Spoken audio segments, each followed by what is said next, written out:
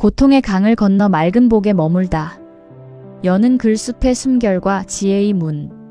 세상은 마치 거대한 소용돌이와 같습니다. 사람들은 저마다 더 높은 곳을 향해 손을 뻗지만 손에 쥐어지는 것은 허망한 바람뿐일 때가 많습니다. 경제의 위기, 전염병의 공포, 그리고 타인과의 끝없는 비교 속에서 우리의 영혼은 갈갈이 찢기고 있습니다. 법정 스님은 생전에 우리에게 고통은 결국 지나가며 세상에 영원히 머무는 것은 없다는 단순하지만 준엄한 진리를 일깨워 주셨습니다. 오늘 우리는 2500년 전 인도의 기원정사로 거슬러 올라갑니다. 그곳에는 지혜의 화신인 부처님과 공의 도리를 묻는 수보리가 있습니다. 이들의 대화를 통해 현대인이 겪는 고통의 실체를 해부하고 법정 스님이 말씀하신 맑은 복의 정수가 무엇인지 깊이 있게 탐구해 보겠습니다. 제1장 흔들리는 마음, 고통의 실체를 묻다. 기원정사의 이른 새벽.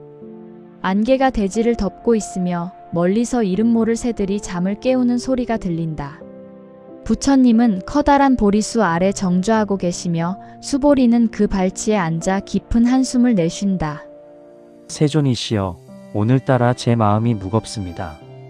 어제 마을에 내려갔을 때 저는 차마 눈뜨고 볼 수 없는 광경들을 목격했습니다. 한 상인은 평생 일군 재산을 잃고 길바닥에 앉아 통곡하고 있었고, 어떤 청년은 미래가 보이지 않는다며 스스로 삶의 끈을 놓으려 했습니다. 사람들은 말합니다. 이 고통은 영원할 것이며 나의 어둠은 끝이 없을 것이라고 말입니다. 세존이시여, 고통이라는 것은 정령 쇠사슬처럼 우리를 영원히 묶어두는 것입니까? 수보리야, 너는 새벽의 안개를 보았느냐? 저 안개가 세상을 집어삼킬 듯 자욱하지만 해가 뜨면 어디로 가는지 아느냐? 햇살이 비치면 흔적도 없이 사라집니다. 고통 또한 그와 같다.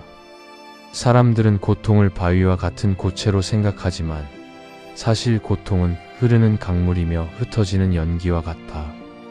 법정이라는 수행자가 말했듯이 세상에 영원히 머무는 것은 아무것도 없다. 모든 것은 이것이 있기에 저것이 있고 이것이 사라지기에 저것도 사라지는 연기의 법칙 속에 있다. 하지만 세존이시여, 고통받는 당사자에게 이것 또한 지나가리라는 말은 너무나 멀고 공허하게 들립니다. 당장 눈앞에 불길이 뜨거운데 어떻게 그것이 꺼질 것을 믿으란 말씀입니까? 수보리야, 비유를 들어보마. 어떤 사람이 톡 화살을 맞았다고 하자. 그는 화살을 뽑고 치료를 해야 하거늘 이 화살은 누가 쏘았는가? 화살깃은 어떤 새의 깃털인가? 독은 무엇으로 만들었는가? 를 묻느라 시간을 허비한다면 그는 결국 죽게 될 것이다. 고통 그 자체보다 더 무서운 것은 이 고통이 영원할 것이라는 착각과 왜 나만 이런 일을 당하는가라는 억울함이다. 고통은 한때의 기후와 같아서 폭풍이 지나가면 반드시 맑은 하늘이 오게 되어 있다. 다만 사람들이 그 폭풍의 한가운데서 눈을 감아버리기 때문에 빛을 보지 못하는 것이다. 제2장 풍요의 역설, 행복은 어디에 있는가? 세존이시여, 사람들은 경제적인 결핍이 모든 고통의 근원이라고 믿습니다. 돈이 없어서 불행하다, 남들보다 못 가져서 비참하다며 괴로워합니다. 실제로 세상은 온통 경제적 성공만을 향해 달려가고 있으며 그 대열에서 낙오된 이들은 절망의 늪에 빠집니다. 풍요로움이 행복의 절대적 기준이 아니라는 것을 어떻게 깨닫게 할 수 있습니까? 수보리야, 저 꽃을 보아라. 저 꽃이 옆의 꽃보다 작다고 해서 스스로를 학대하느냐? 아니면 저 꽃이 황금으로 된 화분에 심기지 않았다고 해서 향기를 내뿜지 않느냐? 아닙니다. 꽃은 그저 주어진 자리에서 피어날 뿐입니다. 그러하다. 그러나 인간의 마음은 늘 밖을 향해 있다. 법정은 말했다. 많이 가진 사람은 그만큼의 걱정을 짊어지고 사는 것이요.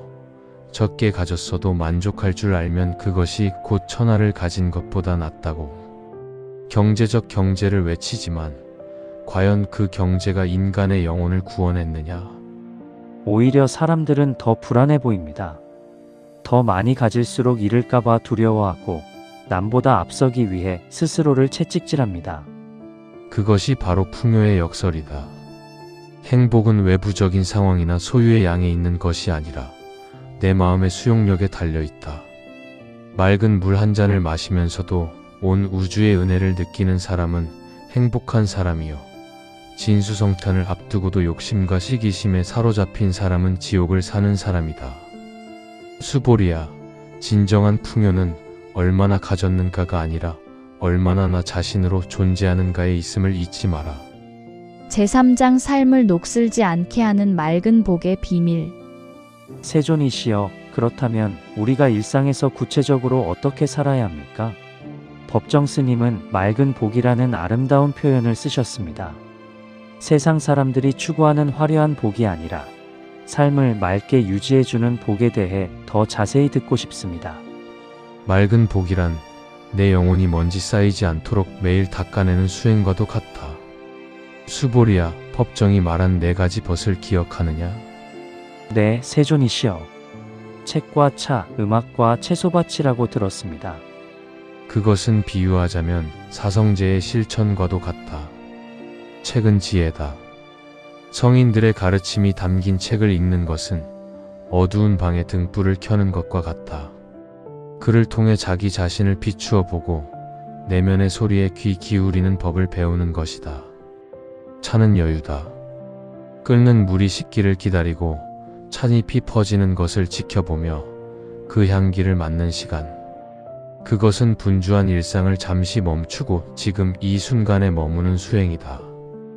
음악은 리듬이다.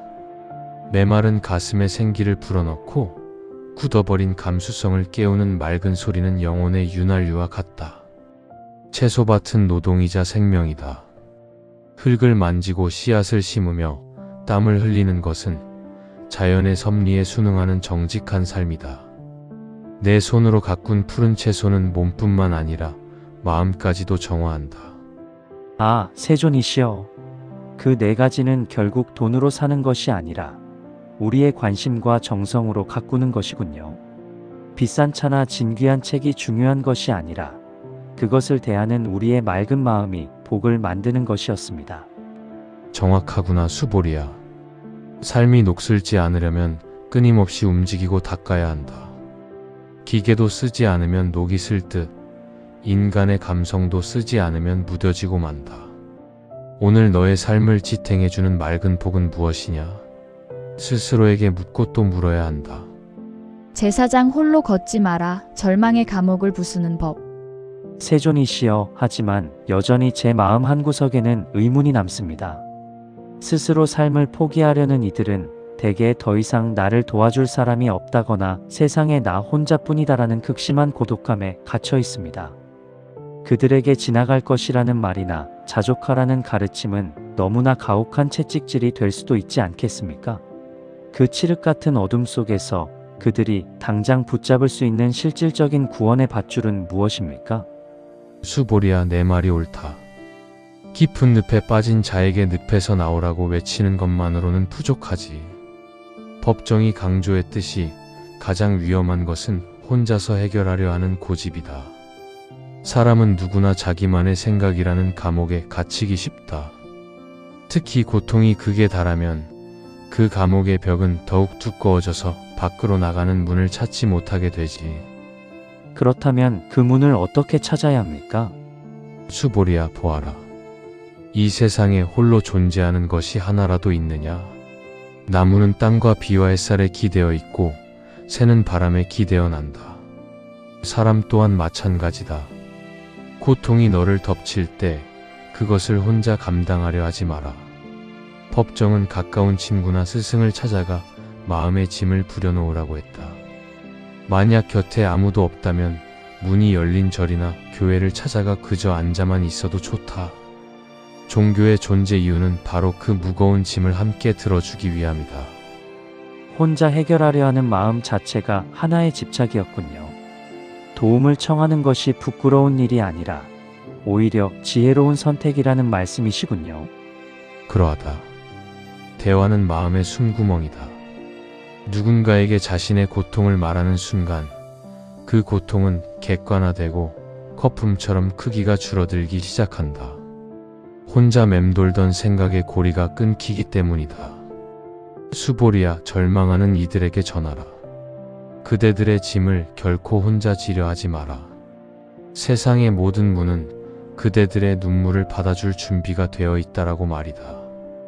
우리는 흔히 고통이 영원할 것이라는 착각 속에 스스로를 가두곤 합니다. 하지만 오늘 우리가 나눈 대화처럼 세상에 변하지 않는 것은 아무것도 없습니다. 힘들 때는 혼자 고민하지 말고 곁에 있는 이에게 손을 내미십시오. 그것은 부끄러운 일이 아니라 가장 용기 있는 선택입니다. 오늘 여러분의 하루가 자책이 아닌 자족으로 가득하기를 기원하며 법정 스님의 맑은 지혜를 여기서 마칩니다.